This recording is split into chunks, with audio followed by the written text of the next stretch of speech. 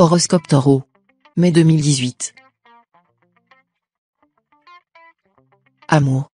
Première quinzaine.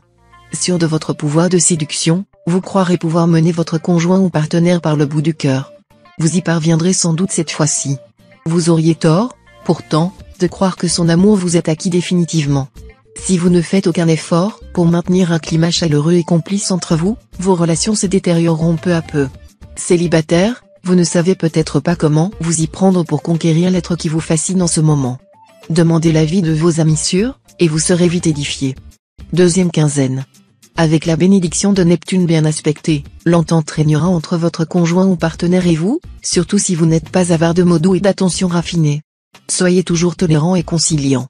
En cas de litige, ménagez les susceptibilités de l'autre, vos idées passeront mieux, et tout le monde sera gagnant. Célibataire, loin de vous complaire dans la solitude, vous mènerez une vie sociale très active. Grâce au soutien de la planète Mercure, vous aurez l'occasion de faire des rencontres prometteuses. Argent. Première quinzaine. Le climat astral ne vous rendra pas très sage en matière de finances. Vous serez enclin à dépenser beaucoup, et souvent pour des choses d'une utilité douteuse. Soyez prudent avant d'engager de grosses sommes dans des achats à première vue raisonnables. N'achetez pas ce qui est utile, mais ce qui est nécessaire. Deuxième quinzaine. Vous n'êtes pas très préoccupé en ce moment par des problèmes d'argent.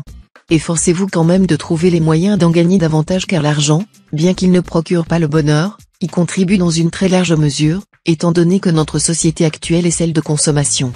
Vous feriez probablement une bonne affaire en achetant une propriété sur les conseils d'un ami.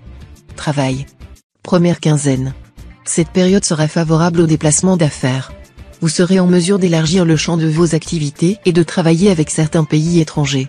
Cependant, prenez de sérieuses garanties et vérifiez soigneusement pour voir s'il n'y a pas de quiproquo, de malentendu avec vos interlocuteurs. Deuxième quinzaine. Seul, vous ne réussiriez rien. Mais vous aurez tellement tendance à jouer les petits chefs qu'il y aura des grincements de dents au sein de votre équipe de travail. Allons, acceptez de déléguer certaines responsabilités. L'ouvrage de plusieurs est plus grand est le profit. Conseil. Votre acuité psychologique se trouvera renforcée dans bien des domaines de la vie courante. Il vous sera, par exemple, plus facile au volant de deviner les intentions d'automobilistes ordinairement farfelus ou imprévisibles. Vous aurez aussi, dans vos échanges verbaux, épistolaires ou téléphoniques, plus de facilité qu'à l'habitude de dépister les intentions véritables de vos interlocuteurs. L'indécision, l'immobilisme, la nonchalance n'auront pas droit de cité chez vous ce mois-ci. Vous ne garderez certainement pas les deux pieds dans le même sabot. Vous prendrez des mesures énergiques pour modifier certaines situations qui vous pèsent. La difficulté ne vous rebutera pas. Cependant, chacun se dit ami. Mais fou qui s'y repose, rien n'est plus commun que le nom, rien n'est plus rare que la chose. Choisissez bien vos amis, et n'accordez votre confiance qu'à ceux qui la méritent vraiment. L'ami véritable ne se reconnaît pas seulement dans la prospérité, mais aussi et surtout dans l'adversité. Débarrassez-vous de ceux qui vous gênent ou qui ne pensent qu'à profiter de vous.